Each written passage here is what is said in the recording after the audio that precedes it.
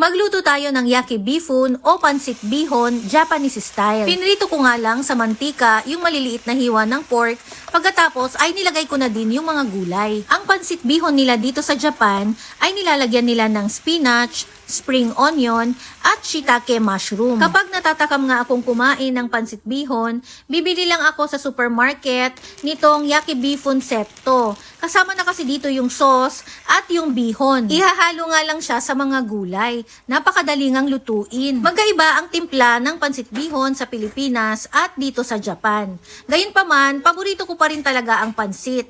Masarap nga itong iulam sa mainit na kanin. Paborito nga rin ito ni Masato at siguradong marami na naman siyang makakain. Magluto tayo ng yaki bifun o pansit bihon, Japanese style. Pinrito ko nga lang sa mantika yung maliliit na hiwa ng pork, pagkatapos ay nilagay ko na din yung mga gulay. Ang pansit bihon nila dito sa Japan